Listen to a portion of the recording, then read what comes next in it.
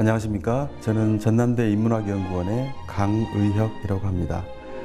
오늘은 가족 안의 타자, 타자로서의 가족이라는 주제로 강의를 진행하려고 합니다.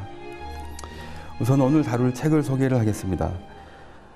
이미 많이 알려진 책인데요. 책 제목은 케빈에 대하여, 원 제목은 We Need to Talk About Kevin 이라는 책입니다. 저자는 라이오넬 슈라이버라는 작가고요. 그리고 오렌지상을 수상했고 영화로도 만들어져서 아주 많은 사랑을 받았던 영화입니다. 일단 제목에 대해서 얘기를 해볼 텐데요. 이 제목을 들으면 우리는 케빈이 누구인지 마치 케빈을 규정해야 할 것처럼 생각이 듭니다. 하지만 여러분도 아시는 것처럼 누군가를 이해한다, 누군가에 대해서 얘기한다라는 것은 그 사람을 규정하거나 특히 하나의 명사, 하나의 형용사로 그 사람을 규정하는 것이 아니고 그 사람에 대해서 이런 측면, 저런 측면, 그래서 우리가 이미 어느 정도 알고 있다고 생각할 때 더 이야기하는 것을 의미한다고 할 수 있습니다. 이런 의미에서 줄거리를 소개하는 것은 사실은 큰 도움이 되지 않습니다. 왜냐하면 소설을 읽고 줄거리만 생각난다 라고 하는 것은 결코 좋은 읽기라고 볼 수 없기 때문입니다. 사실 소설을 읽을 때의 핵심은 그 소설에 주는 감정, 정서, 생각들, 그리고 경험들, 우리가 따라가면서 그 소설이 우리에게 주는 질문들을 우리 자신의 삶에 대입시켜보고 생각해보는 것을 의미하기 때문입니다. 여하튼 줄거리를 잠깐 소개하겠습니다. 에바 카차두리안이라는 엄마가 있습니다. 그리고 이 엄마가 낳은 아들이 있습니다. 이 둘은 끊임없이 갈등을 겪고 결국 이 아이가 성장하고 자신이 다니는 학교에서 9명을 죽이는 소위 말하는 묻지마 살인을 저지르고 그리고 그날 아침 자신의 누이 그리고 아버지까지 죽였다라는 것. 이 사건이 일어난 다음에 엄마가 끊임없이 주변 사람들에게 경멸을 당하고 무시를 당하고 고난을 겪으면서 그러면서도 감옥에 갇힌 아들의 주위를 맴돌고 결국 케빈이라는 자식의 방을 꾸미면서 케빈이 출소하기를 기다린다는 것. 이 소설의 줄거리입니다. 하지만 이 소설에서 중요한 것은 소설을 읽어보시면 알겠지만 이 소설은 사건이 벌어지고 난 후에, 즉 아들이 감옥에 갇히고 난 후에 에바가 남편 프랭클린에게 편지를 쓰는 형식으로 되어 있습니다. 그래서 이 소설은 사건 자체에 초점이 맞춰져 있는 것이 아니고 이것을 끊임없이 되새겨보는 에바의 인생, 에바가 돌아보는 자신의 인생, 그리고 에바가 돌아보는 케빈의 인생에 초점이 맞춰져 있습니다. 이렇게 볼 때 소설에서 중요한 것은 줄거리를 통해서 에바가 누구인가, 케빈이 누구인가를 규정하는 것이 아니고 이들이 서로에게 어떤 사람이고 또 어떤 관계를 맺어왔고 또 어떤 삶을 통해서 스스로의 삶을 어떤 경험을 통해서 스스로의 삶을 만들어 왔는지를 보는 것이 핵심이라고 할 수 있습니다. 즉, 이 소설은 이미 법적으로 그리고 사회적으로 결론이 난 문제에 대해서 우리는 케빈에 대해서 더 이야기해야 된다. We need to talk about Kevin 이라는 말로서 그 이면에 감추어진 진실을 얘기하고자 합니다. 잠깐 인용을 보겠습니다.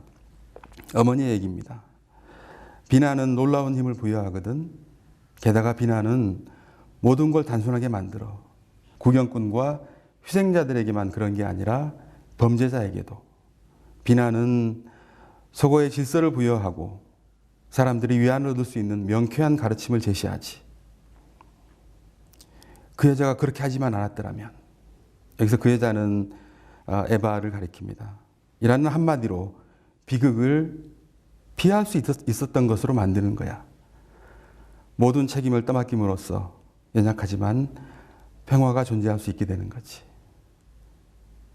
이 얘기는 무슨 얘기냐면 우리가 비난하고 그래서 이 여자가 괴물을 만들었어 라고 얘기하면서 위안을 얻고 그 일은 나와는 상관없는 일이다 라고 생각하기는 쉽지만 사실은 그렇지 않다. 그 여자가 모든 책임을 지게 만드는 것이 아주 쉽게 문제를 해결하는 것이지만 사실은 그렇지 않다. 우리는 좀 더 케빈이 누구인지, 케빈이 어떤 삶을 살아와 있는지 이걸 얘기해야 된다라는 것입니다. 이런 논리는 사실은 우리가 흔히 이런 종류의 사건을 대할 때 많이 접하는 논리죠. 천성이냐 환경이냐. 원래 그런 아이가 있다. 혹은 환경이 그렇게 만들었다. 이 두 가지 다 사실은 굉장히 쉽게 문제를 해결하는 논리이고, 더 중요한 것은 우리와는 상관없이 그 상황이 그렇게 만들었어. 그 아이가 모든 책임을 져야 돼. 라고 얘기하는 방식입니다. 이 소설은 그런 질문에 대해서 명쾌하게 결론 짓지 말라고 얘기하고 있습니다. 소설을 구체적으로 보시면 엄마와 아들 사이에 굉장히 많은 갈등이 전개됨을 알 수 있습니다. 끊임없이 말을 안 들고 울고 온갖 종류의 말썽을 부리고 하는 사람이 케빈입니다. 말을 알아듣지 못하는 케빈에게 엄마는 이렇게까지 얘기합니다. 엄마는 오줌 싸게 케빈이 오기 전까지는 행복했대. 그건 너도 알지? 그런데 이제 엄마는 매일 아침 잠에서 깰 때마다 프랑스에 있었으면 하고 바란대. 케빈은 5살을 넘을 때까지 대소변을 가리지 못합니다. 하지만 알고 보니 이미 대소변을 가릴 수 있음에도 불구하고 어머니를 괴롭히려고 가리지 못한 척 했다는 것이 소설에서 알려집니다. 에바라는 엄마는 여행 작가이고 성공한 커리어 우먼입니다. 에바는 자신의 방을 꾸미면서 이렇게 얘기합니다. 누구나 자신만의 방이 필요해. 누구나 자신의 방을 특별하게 만들고 싶어 하지. 엄마는 아주 많은 곳을 여행했고 이 지도들은 그 여행을 떠올리게 만들어. 라고 얘기합니다. 하지만 이 말은 케빈에게 어떻게 들렸을까요? 이 방은 엄마 방이야. 케빈에게 속하지 않는 방이야. 라는 말로 들렸을 것 같습니다. 결국 케빈은 빨간색 잉크를 넣은 물총으로 이 방을 엉망으로 만들고 맙니다. 이렇게 모자 간의 갈등이 소설 전후반을 걸쳐서 끊임없이 펼쳐집니다. 하지만 이런 정황에도 불구하고 남는 질문이 있습니다. 그것은 바로 이런 모자 간의 긴장, 대립, 갈등이 살인마 케빈을 설명할 수 있느냐라는 것입니다. 그리고 그 대답은 no입니다. 다시 말해서 이 소설의 내용은 엄마가 살인사건 이후에 고통스럽게 자책과 회한을 통해서 과거를 재구성하는 내용이지만 그 핵심은 자책, 회한, 후회가 아니고 자신의 삶 그리고 케빈의 삶을 다시 말해서 새로운 눈으로 새로운 방식으로 조명하는 것이 이 소설의 내용입니다. 바로 이 소설의 과정에서 진실이 드러나게 됩니다. 그 진실은 무엇이냐면 케빈이 어리거나 나이가 들거나 할 때도 케빈은 엄마가 보고 싶은 케빈은 한 번도 아니었다라는 것. 즉 케빈은 아들만으로 존재하지 않았었다라는 것. 그리고 한 사람의 인간으로 존재해왔다라는 것. 이 소설이 하고 있는 작업은 바로 케빈을 아들로서가 아니라 하나의 인간으로 바라보는 것이 얼마나 고통스럽고 괴롭고 힘든 일이지만 용기 있게 그것을 바라보려고 하는 한 여자의 기억을 더듬어가고 있습니다. 그것은 엄마인 에바의 경우도 마찬가지입니다. 에바는 맨 처음에 아기를 낳기 전에 얼마나 불안했던지, 그리고 임신을 한 후에 자신의 삶이 어떻게 될까 걱정하고 근심하고, 그리고 아기를 낳은 후에도 일과 가정의 삶을 균형을 맞추려고 굉장히 노력합니다. 힘든 삶, 그런 삶을 통해서 우리가 보는 건 어떤 것이냐면 에바는 엄마라는 이름으로 모든 것이 설명될 수 있는 사람이 아니다라는 것. 케빈이 한 사람의 인격체인 것처럼 에바도 한 사람의 인격체라는 것. 다시 말해서 이 소설에서 에바는 스스로를 합리화하거나 스스로를 나쁜 엄마로 규정하지도 않고 한 인간으로서 자신을 돌아보고 한 인간으로서 케빈을 돌아보는 일을 하고 있습니다. 바로 여기에서 우리는 이 소설의 주제를 볼 수 있습니다. 이 소설의 시작은 가족 안의 타자, 즉 우리가 이해할 수 없는 괴물이 왜 내 가족 안에 있지? 라는 질문에서 시작해서 타자로서의 가족, 비록 가족이지만 한 사람의 인격, 내가 완전히 이해할 수 없는 한 사람을 어떻게 이해할 것인가의 문제로 넘어갑니다. 즉, 가족의 구성원들이 가족이라는 이름으로 설명되지 않는 각각의 삶, 나와는 다른 한 사람의 인격, 내가 이해할 수 있는 범위 너머에 존재하는 하나의 실존, 그리고 궁극적으로 나에게 타자로 다가오는 삶, 이것을 어떻게 이해할 것인가? 바로 이 문제가 이 소설에서 제기하고 있는 질문이라고 할 수 있습니다. 가족은 우리 모두가 알다시피 하나의 공동체입니다. 여럿이 모인 공동체이고, 그리고 우리가 흔히 하나의 화합, 질서, 사랑을 표상하는 것으로 생각하는 공동체입니다. 하지만 가족의 구성원들은 언제나 하나의 인격체이자 서로에게 알 수 없는 그 무엇을 가지고 있습니다. 이 소설은 타인 같은 가족에 대한 이야기지만 가족이라는 공동체의 본령을 탐구하는 소설로 읽을 수 있습니다. 물론 이 상황은 굉장히 극단적입니다. 하지만 상황이 극단적이기 때문에 더욱더 명쾌하게, 그리고 더욱더 적나라하게 가족의 문제, 가족의 가장 기본적인 문제를 문제화하고 있습니다. 모든 사람들이 고민하고 힘들어하는 문제, 가족의 문제 아닙니까? 우리 아들은 왜 그렇지? 세상에서 제일 이해하기 힘든 사람이 내 딸이야. 다른 사람 다 이해해도 아내는 이해 못하겠어. 50년을 같이 살았지만 남편이 왜 저러는지 모르겠어. 뭐 이런 말부터 시작해서 가정 불화, 가정 폭력, 여러 가지 원인이 있지만 사실은 내가 생각한 만큼 그 사람이 내 기대에 부응하지 못하기 때문이고, 또 많은 경우에는 내가 생각한 대로 상대가 맞춰주지 않기 때문입니다. 특히 가족은 내가 사랑하고 아끼고 걱정하고 근심하고 또 그만큼 기대하고 바라는 사람들이기 때문에 내 기대가 무너졌을 때, 내 이해를 벗어날 때 우리는 굉장히 많이 힘들어하고 당황하고 어려워합니다. 그러나 이 소설이 제기하고 있는 문제는 이것입니다. 가족은 언제나 타자인 한에 있어서 가족이다.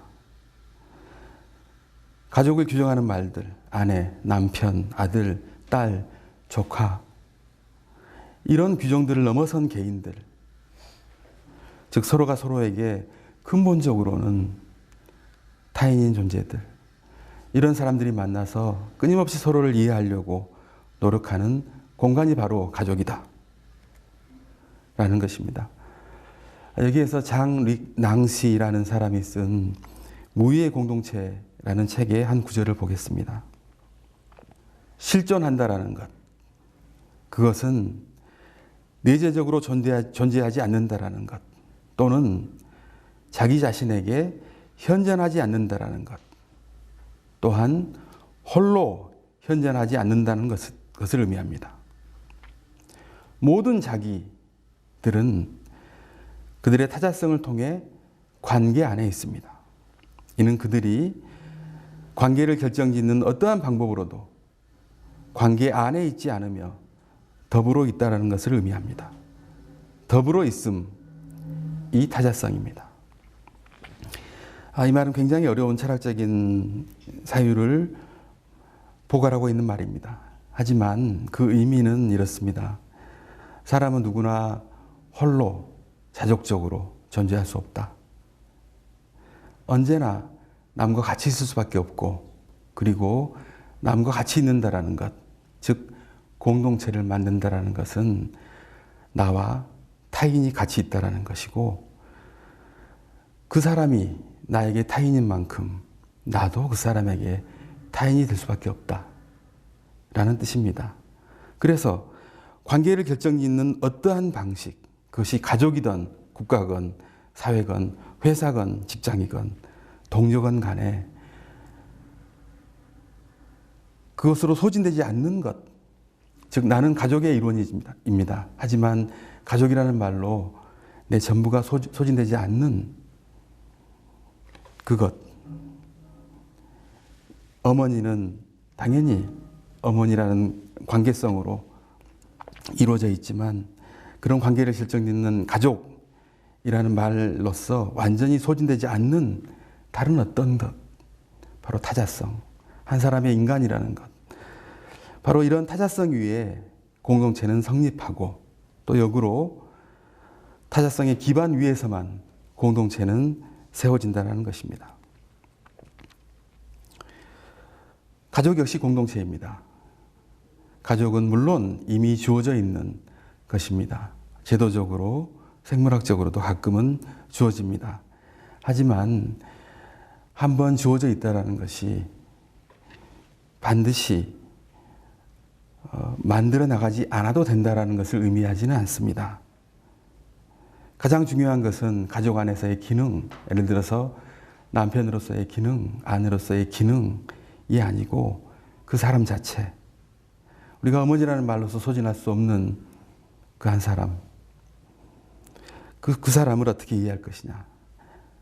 그 사람의 타자성을 인식하는 것이 물론 고통스럽고 힘들지만 내가 그 사람에게 타자성인 것처럼 그 사람도 나에게 타자로 다가온다는 것. 바로 그렇기 때문에 공동체를 만들어 나간다는 것은 끊임없는 노력이 필요하다는 것. 그것이 바로 가족 아니겠습니까? 마지막으로 다시 책으로 돌아가서 한 구절을 읽겠습니다. 에바는 둘째를 임신합니다. 그리고 나서 케빈에게 그 사실을 알려줍니다. 넌 그 애를 좋아하게 될 거야. 케빈이 말합니다. 내가 좋아하지 않으면? 에바가 얘기합니다. 곧 익숙해질 거야. 케빈이 얘기합니다. 익숙해졌다고 그걸 좋아한다는 뜻은 아니야. 엄마도 나에게 익숙해졌잖아. 이 모자 간의 대화가 우리에게 가르쳐주는 것은 우리 모두는 가족 안에서 물론 서로에게 굉장히 익숙합니다. 하지만 익숙하다는 사실이 우리가 저절로 서로를 이해하고 모든 것을 공유하고 또 사랑하고 좋아한다는 것을 의미하는 것은 아니라는 점입니다.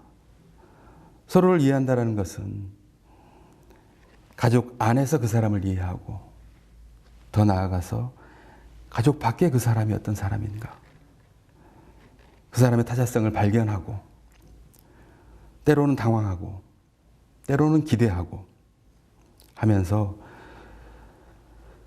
가족 안의 타자에서 타자로서의 가족으로 가족을 인정한다는 것을 의미합니다. 다시 얘기하면 왜 쟤는 우리 집에서 이런 애가 태어났지? 왜 쟤는 우리가 기대하지 않았는데 저렇게 행동할까? 저런 괴물이, 케빈 같은 괴물이 어떻게 우리 집에 태어날 수 있지? 라고 생각하는 것이 가족 안의 타자라는 명제라면 타자로서의 가족이라는 것은 그 사람에 대해서 내가 아직도 잘 모르고 있구나라는 것을 인정하는 것, 새로운 모습을 보려고 노력하는 것, 이미 익숙해져 있지만 다시 한번 새롭게 그 사람을 보는 것, 좀 더 새로운 면을 발견하고 기대하는 것을 의미합니다. 타자로서의 가족을 인정한다는 것은 가족의 해체, 가족의 붕괴를 얘기하는 것이 아닙니다. 타자로서의 가족을 인정한다는 것은 가족 안의 구성원들을 더욱더 잘 이해하고 새로운 방식으로 가족을 꾸려나가고 새로운 기대를 가져가는 것을 의미합니다. 오늘 우리는 케빈에 대하여 라는 책을 읽었습니다. 원제는 다시 한번 강조합니다. We need to talk about Kevin. 우리는 케빈을 규정하기보다 더 많이 얘기해야 됩니다. 우리가 어느 정도 알았다고 생각할 때 이 정도면 됐겠지 라고 생각할 때 더욱더 많이 얘기하고 새로운 모습을 기대하고 또 초대하고 기다려야 합니다. 오늘 강의는 여기까지 하겠습니다. 감사합니다.